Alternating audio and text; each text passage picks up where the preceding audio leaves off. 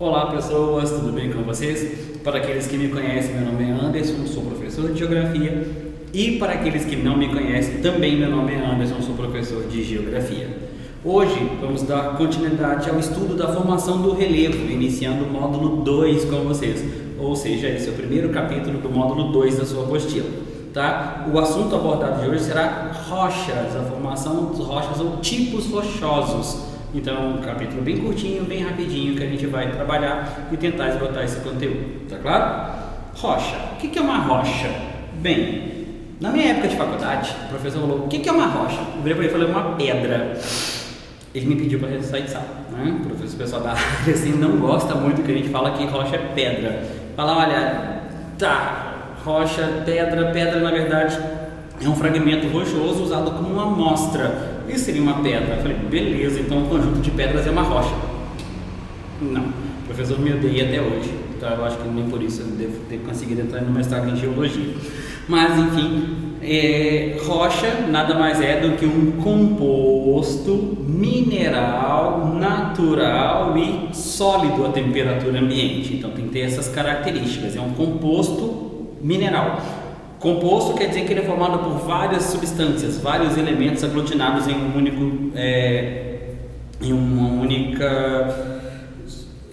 vários elementos aglutinados em uma única substância, tá? Não pode ser formado por carbono e hidrogênio na base. Vocês vão ver lá na aula de química que estruturas formadas na base de carbono e hidrogênio são chamados de substância orgânica. E aqui, para ser rocha, ele tem que ser uma rocha inorgânica, então ele não pode ter carbono e hidrogênio na sua formação básica. Então é um composto, ou seja, uma substância formada por um grupo de elementos. Esses elementos não podem ter como base carbono e hidrogênio, tá?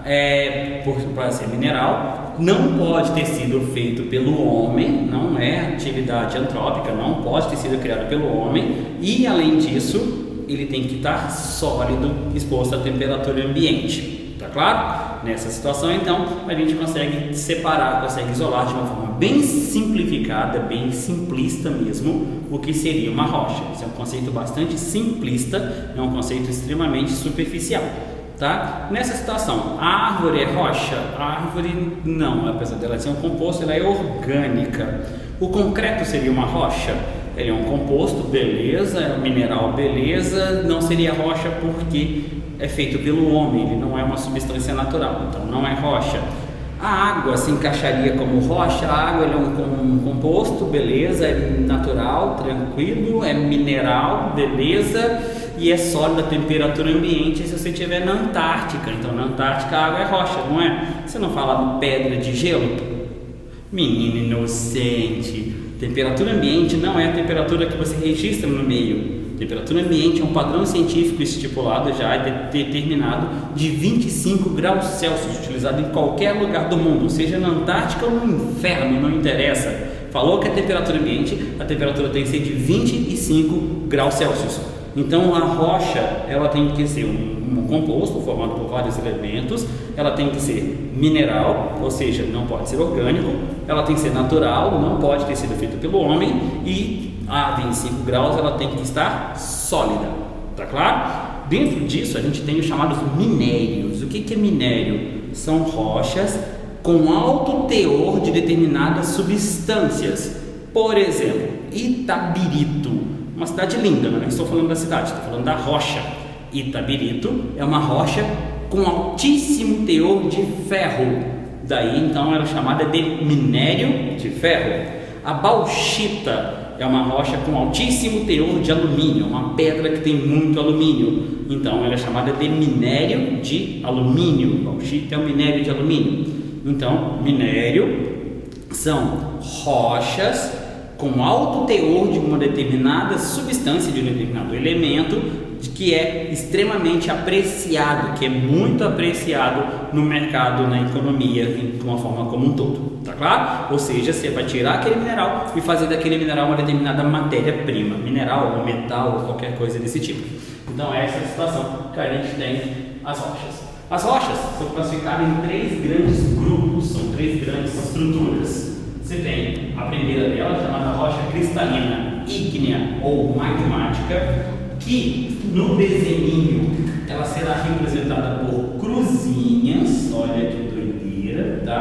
esse é o símbolo gráfico dele, é o desenho que aparecerá no seu mapa, tá? E elas são rochas formadas, elas se formam a partir do resfriamento do magma.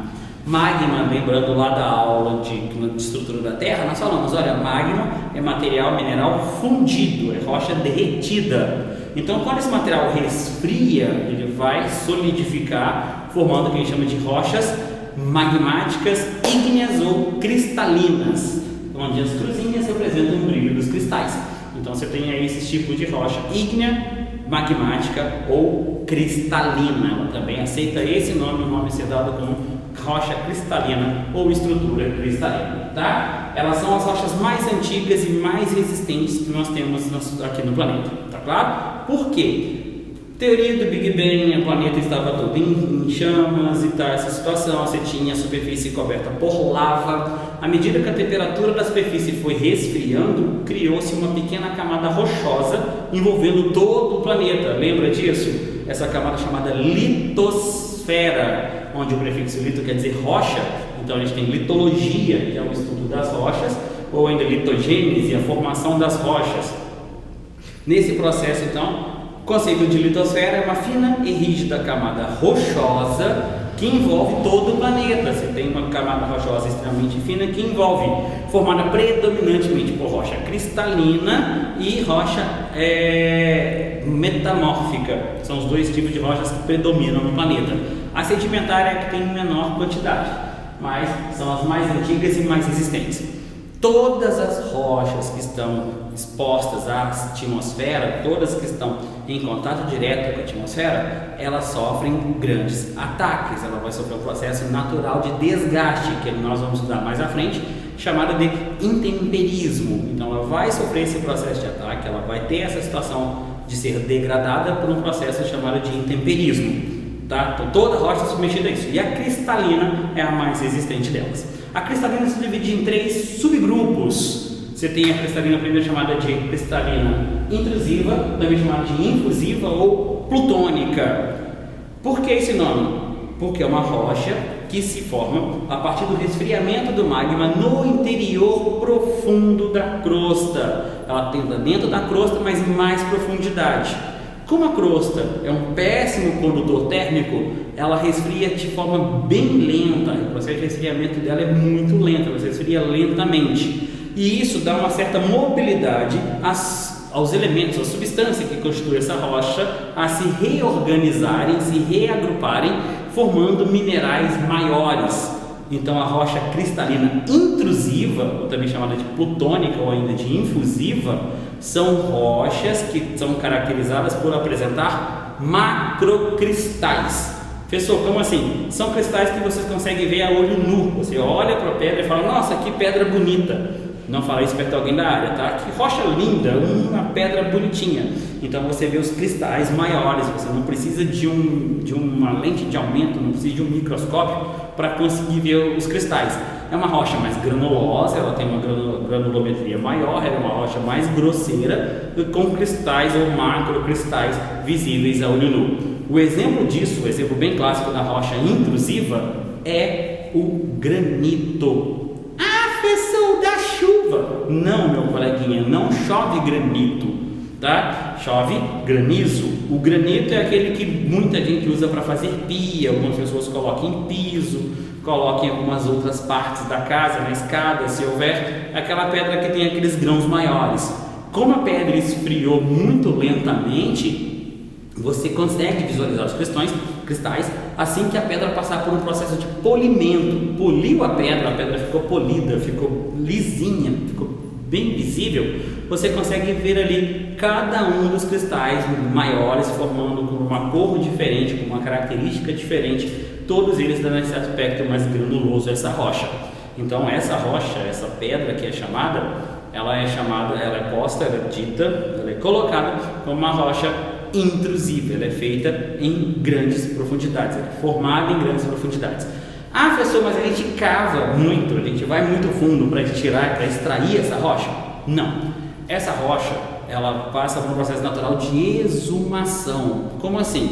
Ou a ação tectônica vai empurrar essa rocha para cima, ou ações atmosféricas vai desgastar o que está em volta dela, menos resistente, deixando a rocha intrusiva exposta. Tá claro? O segundo tipo de rocha, ou subtipo de rocha, a gente coloca aqui, é a extrusiva, ou também chamada de rocha efusiva, ou ainda vulcânica. Olha como o terceiro nome é extremamente sugestivo. Rocha vulcânica.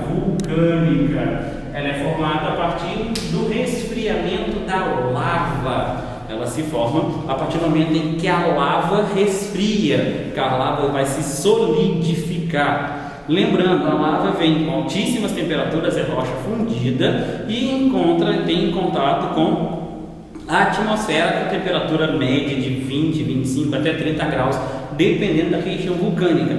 Então ela se esfria muito rapidamente, comparado com granizo. Com granito, ela se resfria extremamente rápido, ela se resfria de forma muito rápida, formando uma rocha mais homogênea. Então você vai achar esse tipo de rocha em áreas vulcânicas, onde houve derramamento de basalto, onde houve extravasamento magmático, onde se formou a lava. Lembrando que esse tipo de rocha é mais homogênea e forma um basalto, que dará origem, ela originará o solo conhecido como solo de terra roxa. O basalto dá origem ao solo conhecido como terra roxa, que lá na aula de solos a gente vai descobrir que terra roxa não é roxa, é uma cor bem vermelha, um vermelho bem forte, bem marcante. Não o nosso vermelho aqui da região metropolitana por causa do ferro, nem o vermelho lá da região da Serra do Rola Moça, aquela área ali que tem mineração, Nova Lima, não é esse tom de vermelho, é um vermelho bem forte, bem escuro, bem marcante, mas o nome roxo vem daí por uma tradução mal feita, tá claro?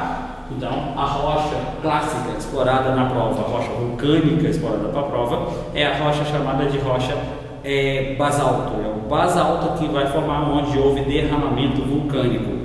No Brasil, apesar da gente não ter mais vulcões ativos, já existiram vulcões no passado, então a gente tem manchas de terra roxa aqui no território. O exemplo que a prova adora explorar, que o Enem adora explorar, está na região oeste paulista, ali na fronteira com o Paraná e Mato Grosso do Sul, uma região onde é assolada, que tem acometida por solo de terra roxa, um solo de excelente fertilidade, de boa produtividade agrícola e de ter uma boa produção, tá claro? O terceiro subtipo de rocha cristalina é a rocha hipoabissal.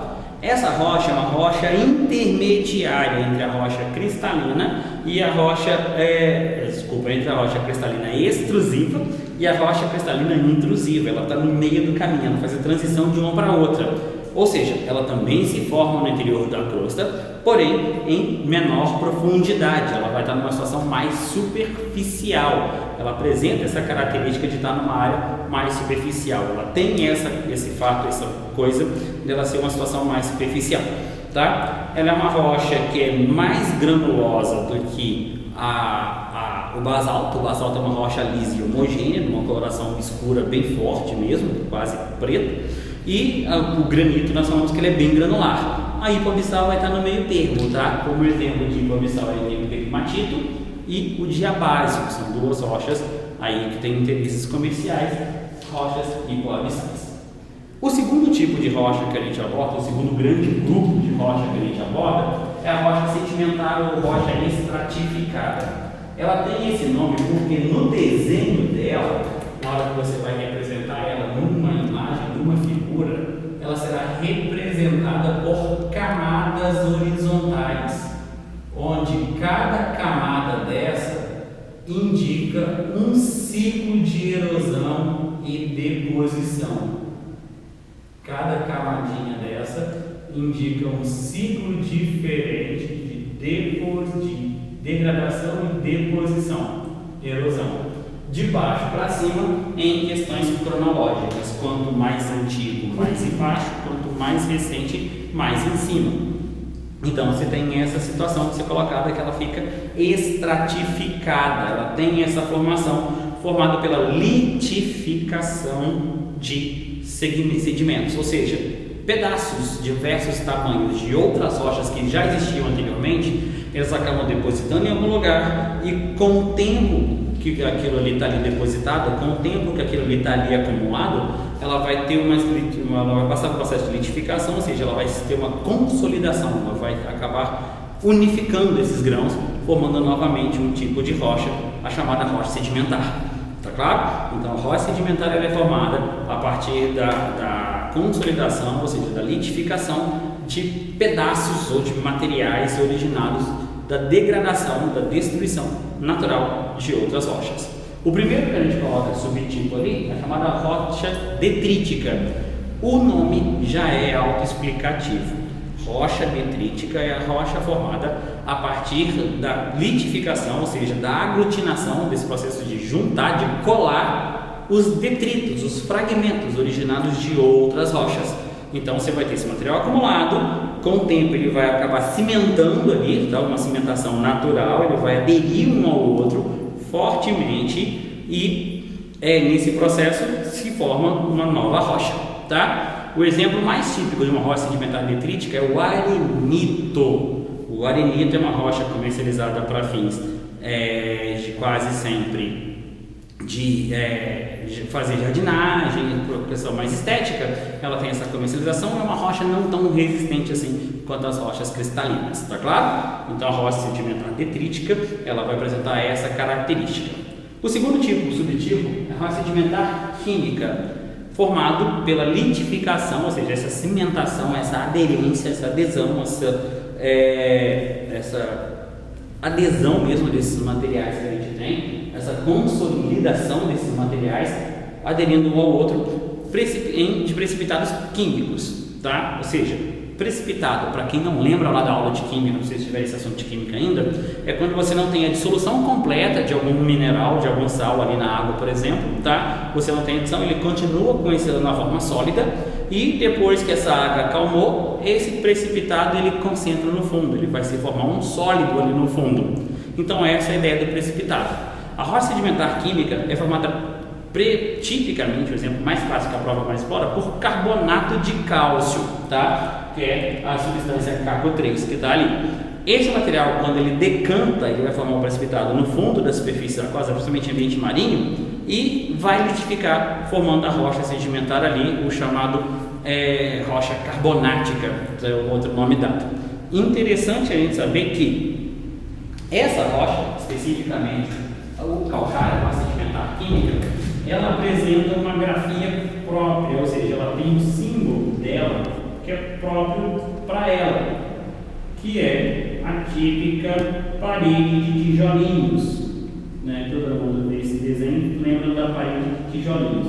Então, a rocha sedimentar química, ela apresenta um desenho próprio, ela é estratificada também, mas apresenta uma característica de desenho próprio, formado em ambiente marinho. Então a gente vai ter que são calcários que se formam em ambiente marinho. E aí entra uma situação que é meio para a gente refletir. Todo o vetor norte daqui de BH, vetor norte que eu falo de Venda Nova em direção à Serra do Cipó, a gente vai ter Lagoa Santa, Vespasiano, Confins, Baldim, Sete Lagoas, aquela região toda ali é formada por uma estrutura geológica de calcário. Lá tem rocha sedimentar química. Mas professor, você não falou que a rocha sedimentar química ela é formada no mar? Como você fala que tem aqui na periferia de Belo Horizonte rocha sedimentar química? Conclusão óbvia, não? Toda essa região já foi um ambiente de fundo marinho no tempo geológico. No passado bem distante, aqui toda essa região já foi uma área de fundo marinho, de ambiente marinho, tá claro? E aí o calcário ele tem uma propriedade de ser solúvel em água.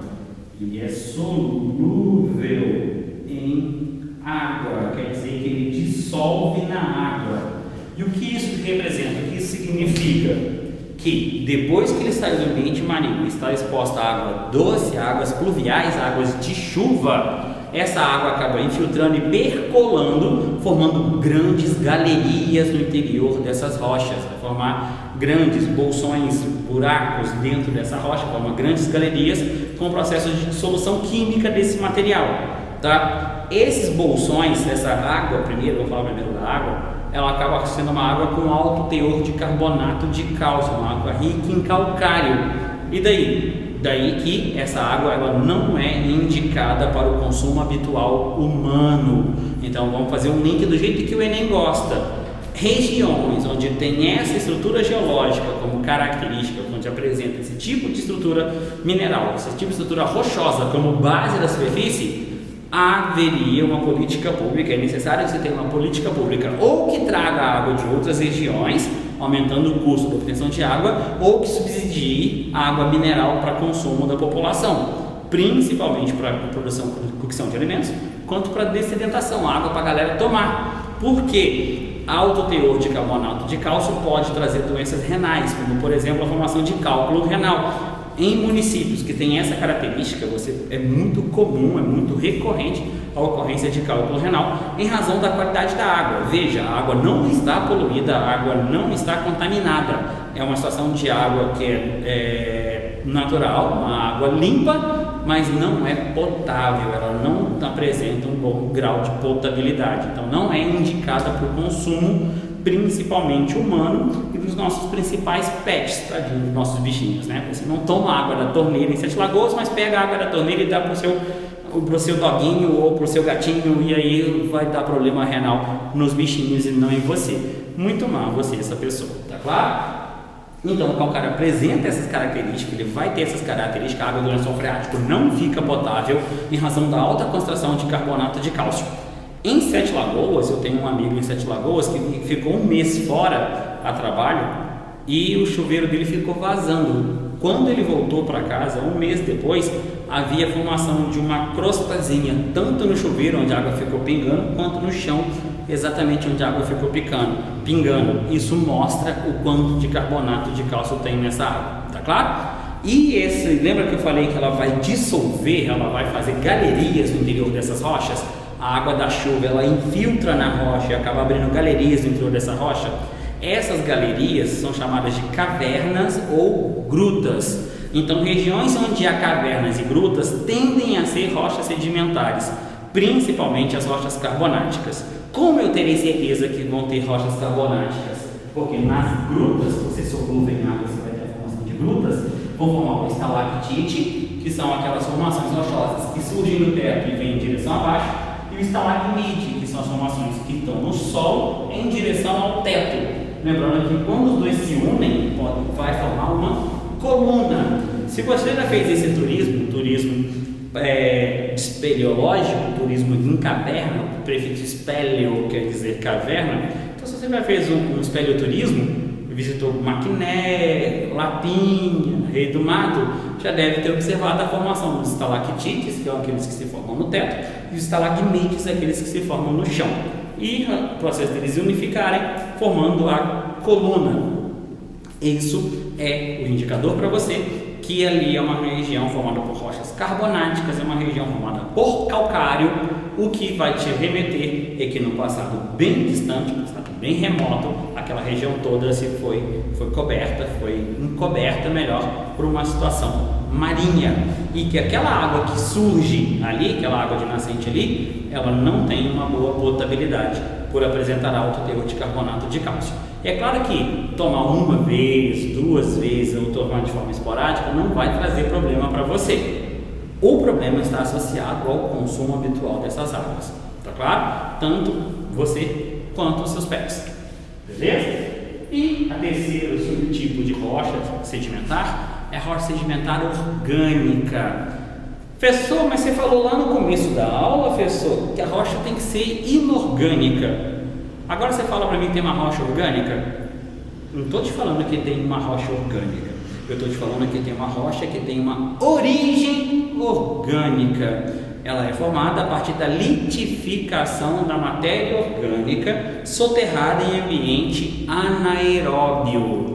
Então olha que doideira, é uma matéria orgânica que é soterrada em ambiente sem oxigênio por tempo geológico, submetida a um aumento de pressão que vai passar por um processo de litificação, ou seja, essa matéria orgânica vai transformar em rocha. E aí a gente pode associar esse processo, essa situação, num processo que a gente chama de fossilização. Professor, como assim? Essa matéria orgânica que foi soterrada, esse material que foi soterrado, será transformado em um fóssil, tá? É assim que nós sabemos o nosso passado orgânico, a nossa história da vida no planeta são todas registradas a partir dos fósseis. A gente tem fósseis desde grandes animais, como os dinossauros, até de seres vivos microscópicos, como as bactérias, como fungos, né? E eu acho que esse é um pouquinho difícil de achar, mas o pessoal já achou fóssil desses seres vivos. Desculpa, eu ia falar animais, ia falar uma besteira muito grande, né? Já achou fóssil desses seres vivos, de fungos, de protozoários, de bactérias. Então se tem uma reconstrução desse passado da vida no planeta, beleza? E aí, o carvão mineral aqui é o nosso melhor exemplo. Carvão mineral, e não pode ser confundido com carvão vegetal. O carvão vegetal é madeira carbonizada, aquele que a gente usa para o nosso churrasquinho em época fora da quarentena, o nosso alto churrasquinho, aquele churrasquinho que a gente faz sozinho quando estamos na quarentena, né? Sozinho em casa assim. E depois de assistir essa aula nossa de geografia, bateu aquela vontade de comer aquele contrafilezinho na grelha, bonitinho, gostoso, tá? Mas esse que você usa para o churrasco é o carvão vegetal. Carvão mineral é o carvão utilizado em alto forno, em siderurgias, porque trabalha com temperaturas altíssimas, ele é um mineral e além disso ele libera fumaça tóxica, que é um dos maiores poluentes que a gente tem da atmosfera no nosso tempo. Os maiores poluentes que a gente tem na atmosfera hoje é a formação do carvão, é o processo de uso, a geração de energia a partir do carvão mineral como um combustível, um recurso natural não renovável, um fóssil. Ele passa por esse processo de fossilização. O terceiro e último subgrupo da rocha, terceiro e último grupo rochoso do tipo de rocha é chamada rocha metamórfica. Olha o nome, meta-mudança, mórfica, forma, tá? Então, é uma rocha em que ela vai passar por um rearranjo químico, ou seja, uma reestruturação da sua característica química, por ser submetido ao aumento de pressão e de temperatura, sem passar pelo processo de fusão. Pessoal, como assim? Você tem uma rocha qualquer, pode ser uma rocha cristalina, pode ser uma rocha sedimentar, pode ser a própria rocha metamórfica que está acomodada em alguma região que está sujeita a grandes pressões e região de profundidade. Borda de placa tectônica é um exemplo mais comum disso, e essa rocha acaba se reorganizando estruturalmente, ou seja, a estrutura química dela, ela continua com a mesma composição química, mas ela acaba se transformando em outro tipo de rocha, ela acaba sendo reorganizando, rearranjando essa estrutura química e ela se transforma em outro tipo de rocha. Então, ela é submetida a pressão de destaque aqui, que vai transformar o aumento de pressão e temperatura sem passar pelo processo de fusão. O exemplo mais comum que se tem disso é o gneis, a nossa brita aqui de Belo Horizonte da construção civil, o mármore, que é uma rocha bem interessante, e nós não podemos esquecer, claro, da rocha muito comum em muitas casas do Brasil, a ardósia. Também é um tipo desse tipo de rocha, se trata desse tipo de rocha, tá? Então você vai ter essa situação aí de rocha metamórfica, finalizando ou fechando os nossos três tipos de rocha, nossas situações de três tipos de rocha, tá claro? Bom, vamos dar um close aqui agora para nós entendermos o ciclo das rochas, como esse ciclo funciona, como ele vai fazer. Isso aqui tem a função do tempo, ele ocorre no tempo, tá claro? A rocha cristalina, conforme nós mesmos já vimos, nós já trabalhamos, ela é formada a partir do resfriamento do magma, tá claro? Quando ela está exposta à atmosfera, ela vai sofrer um processo natural de desgaste e vai se transformar numa rocha sedimentar. Então veja, sofreu um desgaste aqui, ó, vamos chamar isso aqui de intemperismo ou meteorização, transforma a rocha cristalina em rocha sedimentar. Lembrando que para virar rocha, o temperismo vai dar origem ao sedimento e o sedimento litificado vira rocha. O mesmo acontece com a rocha metamórfica. A metamórfica também passa por um processo de intemperismo intemperismo e acaba se transformando em rocha sedimentar. E a própria rocha sedimentar, ela também passa por um processo de intemperismo